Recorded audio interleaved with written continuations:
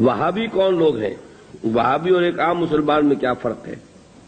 دیکھیے، وہابی کا لفظ بطور گالی استعمال کیا جاتا ہے، جیسے جماعت اسلامی کے لوگوں کو لوگ مودودیہ کہہ دیتے ہیں۔ تو اول تو یہ لفظ کسی شکل میں بھی زبان پہ نہیں لانا چاہیے، کبھی استعارتاً کسی شخص کو معین کر کے نہیں کہنا چاہیے کہ وہ وہابی ہے۔ یہ وہ یعنی توہین ہے جس سے کہ اللہ تعالیٰ نے روکا ہے۔ لیکن وہ کون لوگ ہیں جنہیں وہابی کہا جاتا ہے؟ نجد میں آج سے تقریباً 250 سال پہلے ایک شخصیت پیدا ہوئی، محمد ابن عبد الوہاب۔ انہوں نے دین کی خدمت کی، دین کی اصلاح کا کام کیا، جو بھی مسلمانوں میں غلط چیزیں رائج تھیں، مشرکانہ اعتقادات، بدعات، ان کا قلقمہ کیا اور ایک تحریک شروع کی۔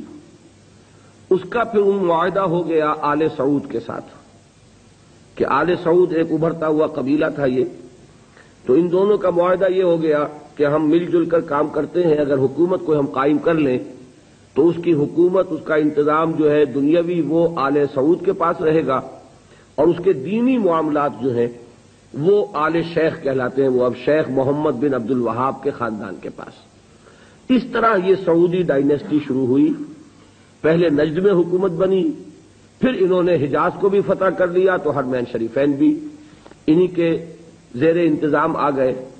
تو یہ جو ایک سلسلہ چلا ہے، تو اب ان میں محمد ابن عبد الوہاب رحمۃ اللہ علیہ نے جہاں بہت اچھے کام کیے، وہاں ایک پہلو ایسا بھی تھا جس پہ اختلاف پیدا ہوا۔ انہوں نے تصوف پر بڑی شدید تنقیدیں کی، اور اس میں کچھ میں سمجھتا ہوں کہ جیسا ہوتا ہے، کوئی جب بھی ریفارمر کھڑا ہوتا ہے، کوئی مصلح، تو جذبات میں آ کر بعض اوقات سخت باتیں بھی کہہ دیتا ہے۔ تو اس طرح کی کچھ باتیں بھی انہوں نے فرمائی ہیں۔ اس کا رد عمل ہندوستان میں خاص طور پر ہوا، اور انگریز نے وہاں پر جو شہیدین کی تحریک تھی، شاہ اسماعیل شہید اور سید احمد بریلوی رحمۃ اللہ علیہ، ان کی جو تحریک تھی، اس کو بدنام کرنے کے لیے یہ کہہ دیا کہ یہ انہی وہابیوں کے پیروکار ہیں، اور ہمارے ہاں بعض علماء نے پھر ان کی مخالفت اسی وجہ سے کی اور فتوے دیے ان کے خلاف۔ تو اب یہ لفظ جو ہمارے ہاں بریلوی مکتب فکر کہلاتا ہے، اس کی سب سے بڑے گالی ہے جو وہ دے دیتا ہے۔ وہ دیوبندیوں کو بھی وہابی کہہ دیں گے، وہ تو اب گالی دینے کی بات ہوئی نا، تو گالی دینی ہے تو دے دو جو چاہے۔ حالانکہ دیوبندی مکتب فکر کے علماء محمد ابن عبد الوہاب کی ہر بات کو نہیں مانتے، بلکہ وہ خود بھی تنقیدیں کرتے ہیں ان پر کہ ان معاملات میں انہوں نے حد اعتدال سے تجاوز کیا ہے۔ میں اس وقت فیصلہ نہیں کر رہا کون سی بات اور صحیح ہے یا نہیں ہے، میں صرف بات آپ کو بتا رہا ہوں کہ دیوبندی علماء کو بھی ان سے کچھ اختلافات ہیں۔ ہاں، ہمارے ہاں جو اہل حدیث حضرات ہیں وہ ان کے خیال سے کلیتاً جو ہے وہ متفق ہیں۔ اب ہمارے ہاں کیا ہوتا ہے کہ جس کو بھی بدنام کرنا ہو عوام کی نگاہوں میں، اسے کہہ دو وہابی ہے۔ اس کا ایک لطیفہ بھی بیان ہوتا ہے، جبکہ ہندو بھی تھے، اور ہمارے پاکستان میں کہتے ہیں کہ ایک جگہ پر کوئی بنیا تھا، وہ مولوی صاحب جو تھے وہ اس سے سودا لیتے رہتے تھے قرض پر۔